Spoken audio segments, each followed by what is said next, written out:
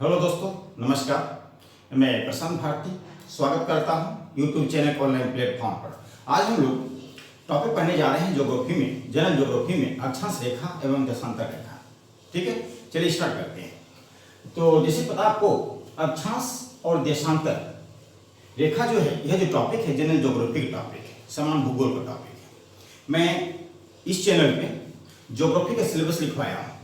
ठीक है, जो स्टूडेंट्स नहीं देखे हैं सिलेबस को, पहले वो देखिए आप कि ज्योग्राफी में हम लोग पढ़ते क्या है, क्या क्या पढ़ते हैं। तो मैं फिर रिपीट करता हूँ, जनरल ज्योग्राफी में हम लोग 5 टॉपिक पढ़ते हैं: सौरमंडल, अक्षांश रेखा, देशांतर रेखा, वायुमंडल, भूकंप एवं ज्वालामुखी और पृथ्वी की आंतरिक संरचना। ठीक है, तो आज हम लोग दूसरा टॉपिक पढ़ने जा रहे हैं जनरल ज्योग्राफी का। इसके पहले मैंने इस चैनल पे सौरमंडल पढ़ा दिया।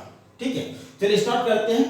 अक्षांश और देशांतर रेखा, अक्षांश और देशांतर रेखा। सबसे पहले जानिए कि अक्षांश रेखा एवं देशांतर रेखा कहते किसको है। ठीक है, अक्षांश रेखा एवं देशांतर रेखा कहते किसको है। ठीक है, समझिए। पृथ्वी गोल है, पृथ्वी गोल है, सर्वप्रथम पृथ्वी गोल है किसने कहा था? अरस्तु ने कहा था। किसने कहा? अरस्तु ने कहा था। ठीक है, फिर एक कुछ समय बाद, कुछ टाइम के बाद जो है एक विद्वान और आए, न्यूटन महोदय। कौन आए? न्यूटन। न्यूटन ने कहा कि पृथ्वी गोल नहीं है। तो न्यूटन महोदय ने कहा पृथ्वी एक संतरे के समान है, ऑरेंज के समान है। फिर कुछ टाइम के बाद एक और विद्वान आए, उस विद्वान का नाम जेम्स जीन। कौन?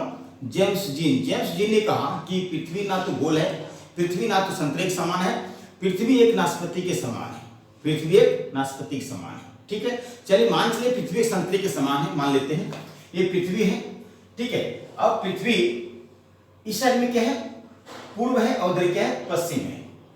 इधर वेस्ट है, इधर ईस्ट। ठीक है, अब पृथ्वी के पे जो है एक काल्पनिक रेखा खींची जाएगी। कौन सी रेखा? काल्पनिक। पृथ्वी पर एक ऐसी काल्पनिक रेखा जो पश्चिम से पूर्व या पूर्व से पश्चिम खींचनी, जो रेखा पूर्व से पश्चिम हो या पश्चिम से पूर्व खींची जाए, ऐसी काल्पनिक रेखा को हम लोग क्या कहेंगे? अक्षांश रेखा कहेंगे। क्या कहेंगे? अक्षांश रेखा। समझ में आया? पूर्व से पश्चिम या पश्चिम से पूर्व खींची जाने वाली काल्पनिक रेखा, उसको हम बोलेंगे अक्षांश रेखा। क्लियर? और वही हम बात करेंगे देशांतर रेखा के बारे में। देशांतर रेखा के बारे में ऊपर क्या है? उत्तरी ध्रुव या उत्तर बोल सकते हैं, नीचे क्या है? दक्षिणी ध्रुव। क्या है? दक्षिणी ध्रुव। ठीक है, इसको बोलेंगे। यहां भी वही है कि एक ऐसी काल्पनिक रेखा जो पृथ्वी के उत्तरी ध्रुव एवं दक्षिणी ध्रुव को मिलाती हो, उसको बोलेंगे देशांतर रेखा। एक ऐसी काल्पनिक रेखा जो उत्तरी ध्रुव और दक्षिणी ध्रुव को, उत्तरी ध्रुव और दक्षिणी ध्रुव को आपस में मिलाती हो, उसको बोलेंगे देशांतर रेखा। क्या बोलेंगे? देशांतर रेखा। यहां समझ में आया?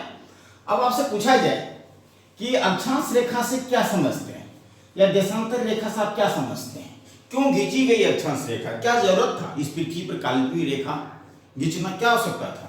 तो ध्यान दे रहे हैं दोस्तों आपको कि अक्षांश रेखा से हम लोग ये समझते हैं, अक्षांश रेखा से हम लोग ये समझते हैं, ठीक है, तापमान और जलवायु को पता लगाया जाता है। अक्षांश रेखा से क्या पता लगाया जाता है? क्या पता लगाया जाता है? जलवायु एवं तापमान का पता लगाया जाता है। वहीं देशांतर रेखा से क्या पता लगाया जाता है? देशांतर रेखा से टाइम का पता लगाया जाता है, समय का। ठीक है, किसका? समय का पता लगाया जाता है, और लोकेशन का भी पता लगाया जाता है, कौन सा कंट्री कहां पे, किस स्थान पे, ये भी पता लगाया जाता है। समझ में आया? ठीक है। अब अक्षांश रेखा एवं देशांतर रेखा समझे। यहां भी डायग्राम बनाया हूं, यहां भी डायग्राम बनाया हूं। ये पूर्व है, ये पश्चिम है। यहां भी पृथ्वी के बीचों बीच रेखा खींची गई है, जो पृथ्वी के बीच से रेखा गई है, उसको बोलते हैं भूमध्य रेखा, इक्वेटर, अक्षांश, 0 डिग्री अक्षांश रेखा।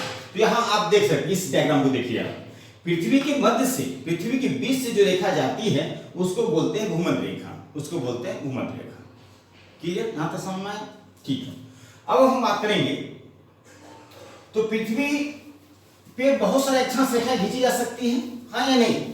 अब यहाँ पे 2, 4, 5 क्वेश्चन को समझते हैं, तो फिर हम लोग यहाँ पर आ जाते हैं। पहले इसी डायग्राम को समझ लेते हैं, तो फिर हम यहाँ पे क्वेश्चंस पे आ जाएंगे। इस डायग्राम को समझिए। तीसरे नंबर डायग्राम, यहाँ पे मैंने पृथ्वी की मध्य से एक रेखा खींचा हूं, जिसको बोलते हैं भूमध्य रेखा, इंग्लिश में इक्वेटर। ठीक है, 0 डिग्री अक्षांश रेखा। बहुत सारे नाम बोलते हैं इसको, या विषुवत रेखा भी बोलते हैं। अब यहाँ पे पृथ्वी के सेंटर से लेकर अब एक जो है एक कोणीय एक कोण बनाया जाता है, उस कोण का नाम जो है 23.5 डिग्री होता है। अब ये 23.5 डिग्री जो देख रहे हैं यहाँ पे मिलाया गया 23.5, इसको बोलते हैं कर्क रेखा। और ये कर्क रेखा क्या है? ये एक अक्षांशीय है, अक्षांशीय, ठीक है, ये एक अक्षांश रेखा है, लेकिन ये इंपोर्टेंट अक्षांश रेखा है, ठीक है। ये बोलते हैं इसको कर्क रेखा कहा गया है। इसको क्या कहा गया? कर्क संक्रांति भी बोलते हैं, ठीक है। अब क्यों बोलते हैं बाद में देखेंगे, ठीक है। अब इसके ऊपर में आइए 66.5 डिग्री, 66.1/2, इसको बोला गया आर्कटिक रेखा। क्या बोला गया? आर्कटिक रेखा। आप समझ 23.5 डिग्री जो नॉर्थ में है, उत्तर में है, इसको बोलते हैं कर्क रेखा, और 66.5 डिग्री जो नॉर्थ में उत्तर में है, इसको बोलते हैं आर्कटिक रेखा। अब नीचे आइए, भूमध्य रेखा के नीचे जब आएंगे दक्षिणी गोलार्ध में, इसको बोलते हैं 23.5 डिग्री को हम लोग बोलेंगे मकर रेखा। क्या बोलेंगे? मकर रेखा, ओके। तो यहीं पे हम बात करेंगे नीचे भी दक्षिणी गोलार्ध में 66.5, इसको बोलेंगे अंटार्कटिका रेखा या अंटार्कटिक रेखा, ठीक है। तो आपने देखा आर्कटिक रेखा, कर्क रेखा, भूमध्य रेखा, मकर रेखा एंड अंटार्कटिका रेखा, ठीक है। अब यहां पे फिर समझने का प्रयास कीजिएगा, यहां भी ये समझाऊंगा आपको। पृथ्वी की मध्य से जो रेखा जाती है, इसको क्या कहा गया है? भूमध्य रेखा कहा गया है, ठीक है। अब इसके ऊपर में जो भी पार्ट देख रहे हैं, इसको बोलते हैं उत्तरी गोलार्ध। क्या बोलते हैं दोस्त? उत्तरी गोलार्ध। नीचे वाले भाग को क्या बोलेंगे? दक्षिणी गोलार्ध। क्या बोलेंगे? दक्षिणी गोलार्ध। इस बात को आप समझ लीजिए, ये भी समझ में आया? उत्तरी गोलार्ध, दक्षिणी गोलार्ध, समझ में आ गया, ठीक है। यहां जो है इसको बोलते हैं उत्तरी ध्रुव। क्या बोलते हैं इसको? उत्तरी ध्रुव। और नीचे वाले क्या बोलते हैं? दक्षिणी ध्रुव। क्या बोलते हैं भाई? दक्षिणी ध्रुव। यहां तक भी समझ गए? दक्षिणी गोलार्ध, उत्तरी गोलार्ध, उत्तरी ध्रुव और दक्षिणी ध्रुव, समझ गए? यहां तक समझ में आया, ठीक है। आइए अब समझिए, चौथे 4th नंबर की डायग्राम है, आप देख रहे होंगे। ये 23.5 डिग्री जो रेखा देख रहे हैं, जो कर्क रेखा है, ट्रॉपिक ऑफ कैंसर, भारत के बीच से होकर गुजरी है, भारत से बीच से होकर गुजरी है। Tropic of cancer, that means कर्क रेखा बोलते हैं इसको। क्या बोलते हैं? कर्क रेखा। ये कौन सी रेखा है? कर्क रेखा। और उसके ऊपर में जो है 66 को बोलते क्या बोले? आर्कटिक रेखा। यहां मैंने कुछ लिखा हूं जो आप समझने का प्रयास कीजिएगा। जो 0 डिग्री रेखा है यहाँ पे, अक्षांश रेखा, उसके नीचे जो है 23.5 साउथ और 23.5 डिग्री नॉर्थ। अब ये दोनों जो बीच वाला भाग है, यहां से लेकर यहां तक, इसको बोलते हैं उष्णकटिबंध क्षेत्र। क्या बोलते हैं? उष्णकटिबंध। कटिबंध का मतलब ये होता है, उन तापमान को शो करता है। कटिबंध का मतलब ये होता है, ठीक है, याद रखना है। 0 डिग्री से लेकर 23 डिग्री, 23.5 डिग्री बीच वाले भाग को बोलेंगे उष्णकटिबंध, कर्क रेखा तक। फिर नीचे आएंगे 0 डिग्री से लेकर 23.5 डिग्री मकर रेखा के बीच वाला जो भाग होगा, यहां तक, इसको बोले उष्णकटिबंध। यहां तक समझ में आया? उष्णकटिबंध कहां से कहां तक कहलाएगा?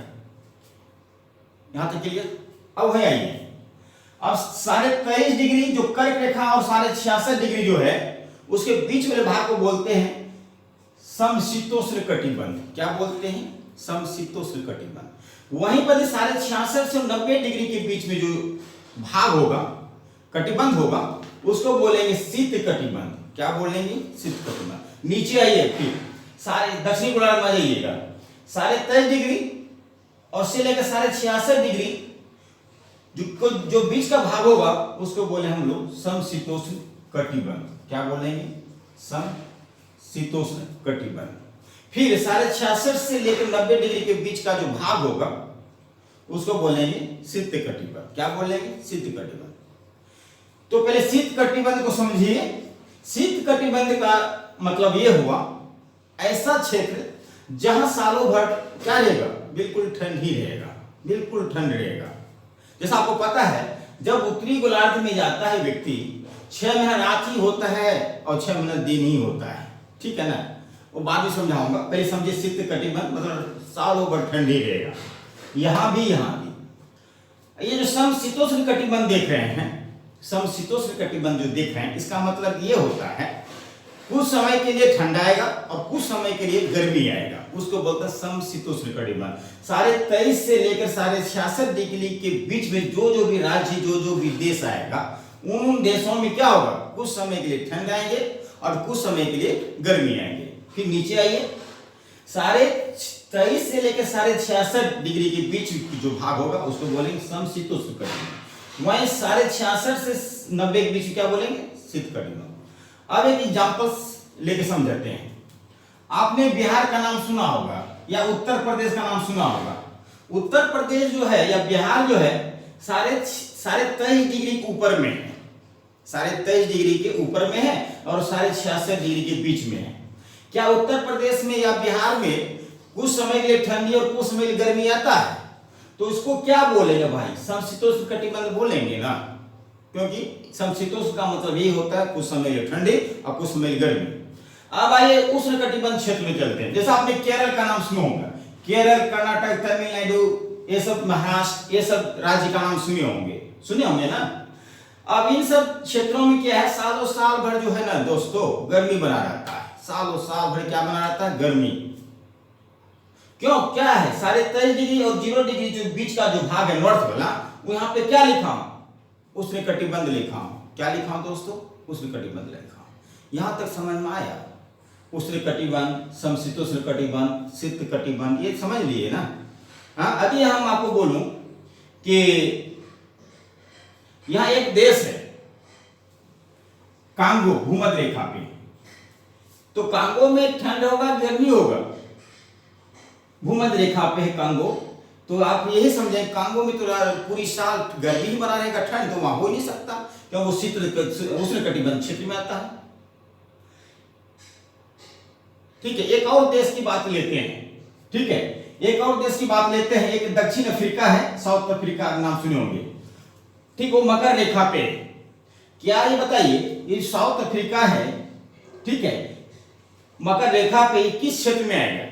ये जो क्षेत्र आएगा कुछ ये दोनों क्षेत्र में आ सकता है, भूमध्य रेखा, उष्ण कटिबंध और समशीतोष्ण कटिबंध के बीच में आएगा ये। ठीक है, तो याद रखिएगा, आप जो भी देश जहां भी हो, यदि अक्षांश रेखा का लोकेशन पता है तो आपको अंदाजा लग जाएगा उस देश में ठंडी होगा कि गर्मी होगा। ये चारों डायग्राम शायद आपने समझ लिया होगा, समझ में आया। यदि ये चारों डायग्राम आपने देखा होगा, समझा होगा, पहले अक्षांश समझा, फिर देशांतर समझा, फिर इसका लोकेशन समझा, कर्क रेखा, मकर रेखा, विषुवत रेखा, आर्कटिक रेखा, अंटार्कटिक रेखा, अंटार्कटिका रेखा किसे कहते हैं, ये सब आपने समझ लिया होगा। फिर वहां जब हम लोग गए, वहां हम लोग उष्ण कटिबंध देखा, समशीतोष्ण कटिबंध देखा, शीत कटिबंध देखा।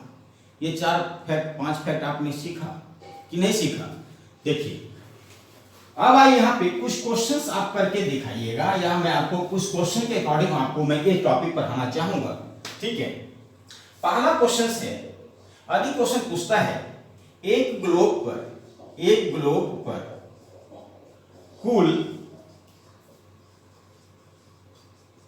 कुल अक्षांशों की संख्या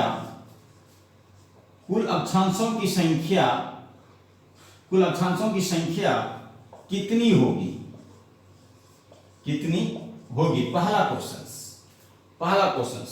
दूसरा क्वेश्चन है कि एक ग्लोब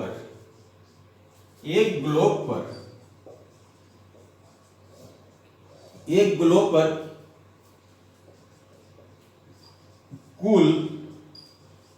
कुल अक्षांश रेखाओं की संख्या कितनी होगी?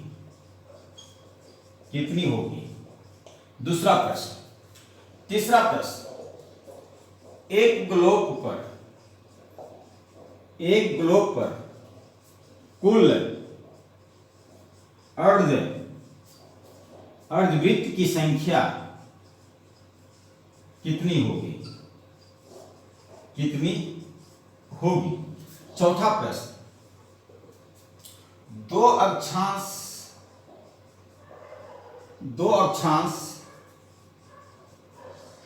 रेखाओं के बीच